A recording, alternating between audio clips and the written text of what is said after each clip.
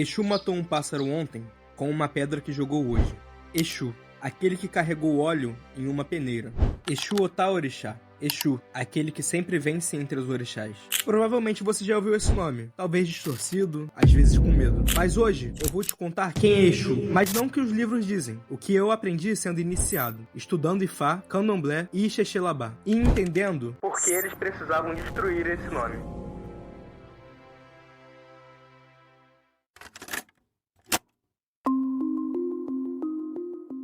Começamos dissecando um tema muito confundido dentro das religiões de matriz africana. Quem é Exu, o orixá, e o que é um Exu catiço?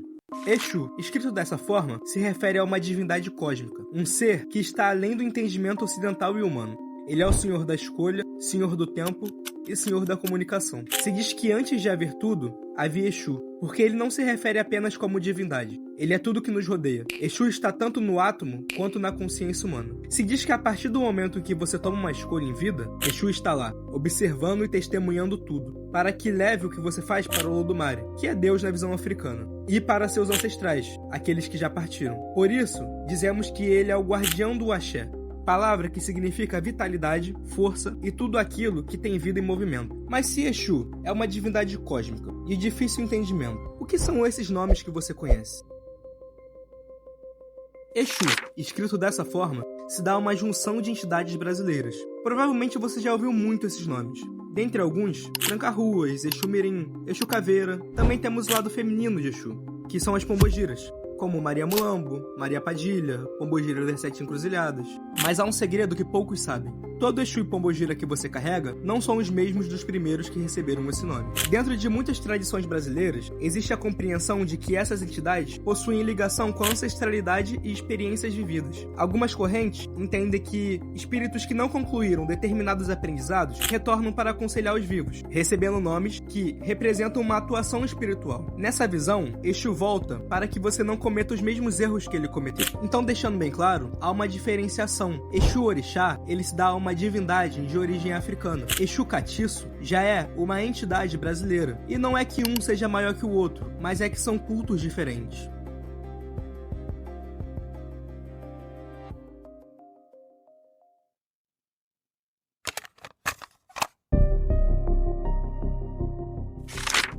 Existe um território muito famoso chamado Território Yorubá, que fica localizado na África Ocidental, atual Nigéria. E dentro deste território existiam muitos reinos, e eles tinham exércitos, comércio e sistema jurídico próprio. Era uma civilização muito bem estabelecida, com sua própria cultura e religião. Ifá, que é o culto onde surge Orúmila, que é o deus da sabedoria e o testemunha do destino, e onde também surge os 256 Odus, que dá origem aos grandes oráculos dentro do culto africano, como o jogo 16 Búzios, ou o jogo de Opele Ifá, que é menos conhecido. E também existia o Ixexelabá, ou Essin Orixá Ibilé, que eram os cultos aos orixás dentro do território iorubano, onde cada região cultuava suas próprias divindades. Então, por exemplo, não é como no Brasil, que existe o Candomblé, e dentro do Candomblé a gente reúne todas as divindades, como Ogum, como Exu, como Oxóssi. No território africano, funcionava por região, então cada região geralmente cultuava alguns orixás ou um orixá específico. Em uma região cultuava Xangô, em outra região cultuava o Batalá, conhecido aqui no Brasil como Oxalá, e era assim que funcionava. No início dos anos 1800, esse império entrou em um colapso por guerras e invasões. Esse colapso teve um nome, o Jihad Fulani, um movimento islâmico que varreu a região a partir de 1804, destruindo reinos inteiros, incluindo o Império de Oió, que era o coração do território iorubano. Entre 1800 e 1870, os iorubais se tornaram o maior número de escravos deportados das costas da África. Foram reduzidos de um povo soberano a um povo sem poder,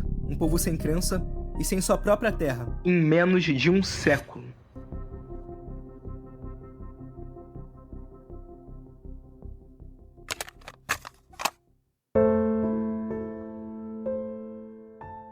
É nesse cenário de destruição que conhecemos o principal nome para a demonização de Exu, Samuel Adjai Crowther, um menino de 12 anos que foi capturado no meio dessas guerras. Dentro de um navio negreiro português, algo aconteceu. Nesse mesmo tempo, o tráfico de escravizados havia sido abolido pelos britânicos. No meio de uma patrulha, os próprios britânicos interceptaram esse navio português e acabaram resgatando esse menino. Eles pegaram esse menino iorubano e levaram ele para as terras britânicas. E o que aconteceu foi algo muito triste para o futuro das religiões africanas. Eles pegaram o menino iorubano e destruíram tudo o que ele acreditava, antes rodeado de práticas milenares e ancestrais. Agora, reduzido a alguém com uma Bíblia e um nome em inglês.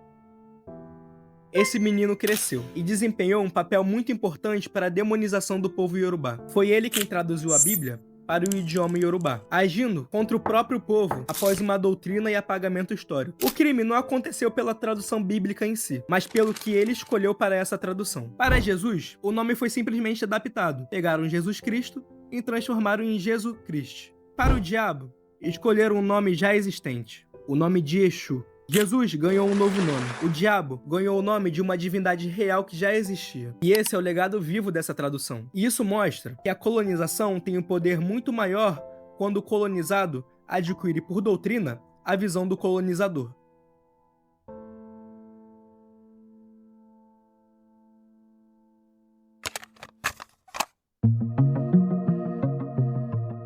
A manobra em si não acabou em Croton. Em 1986, um professor nigeriano chamado Dopamu publicou um livro com o seguinte título: Exu, o inimigo invisível do homem. Nesse livro, ele usava pesquisas de outros estudiosos para provar que Exu era uma figura maligna. O problema é difícil de enxergar. A língua iorubá é muito difícil de ser decodificada. Uma mesma palavra escrita de forma diferente pode mudar absolutamente de significado.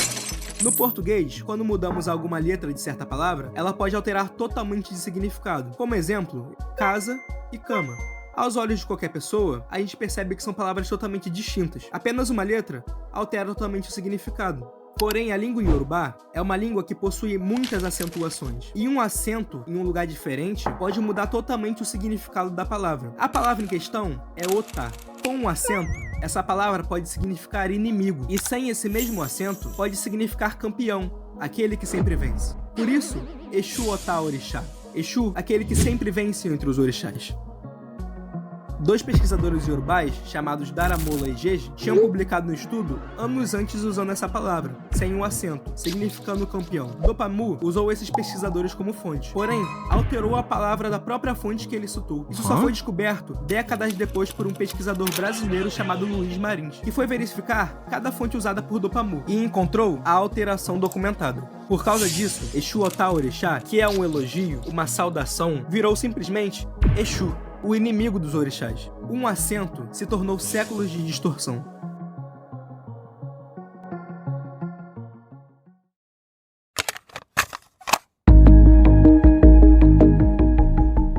Depois dessa aula sobre a modificação do nome de Exu, você deve estar se perguntando: mas por quê? Por que a igreja fazia isso? E existe uma resposta bem concreta para isso. Isso não aconteceu só com o Exu. Isso é uma estratégia de apagamento cultural, que ocorreu por milênios contra diversas culturas. Um caso bem semelhante foi com um deus grego chamado Pan. Pan era uma divindade grega da natureza. Era representado com chifres, pernas de bode e um corpo meio humano, meio animal. Não era uma figura maligna. Era uma divindade da vida selvagem, da fertilidade e da liberdade natural. A clássica imagem do diabo com chifres e pés de bode é nitidamente uma referência ao deus Pan, cujo culto era amplamente disseminado e deveria ser exterminado para a aceitação do novo dogma. A igreja pegou a aparência de Pan e colou no diabo. Hoje, quando alguém desenha o demônio, está inconscientemente desenhando um deus pagão que foi sequestrado.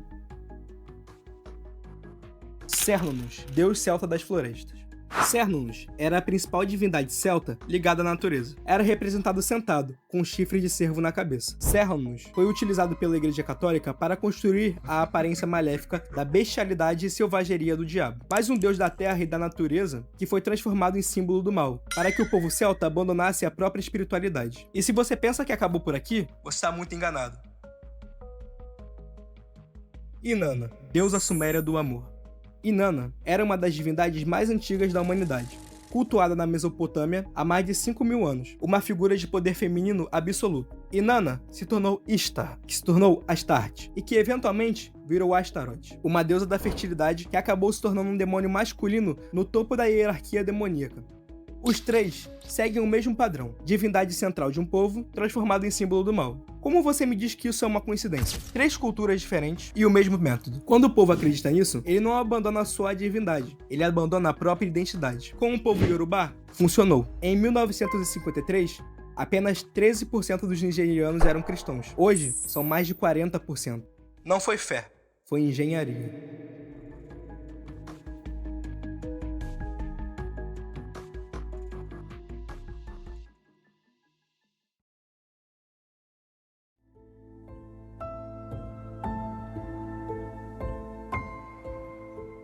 Agora provavelmente você está se perguntando, então o que é Exu de verdade? Depois dessa distorção toda, a gente fica até sem saber no que acreditar. E pra mim, Exu é tudo aquilo que se movimenta para a mudança. Exu é o inimigo de quem mente, mas não quem mente para os outros, aquele que mente para si. Talvez depois dessa história você ainda não concorde comigo, mas ainda assim, agora você sabe a história por trás dessa acusação. Quando você escutar o nome Exu, escute a verdadeira simbologia, não algo que te forçaram a acreditar. Exu foi quem me salvou quando ninguém estava por perto, e sem precisar me julgar. Meu nome é Bernardo.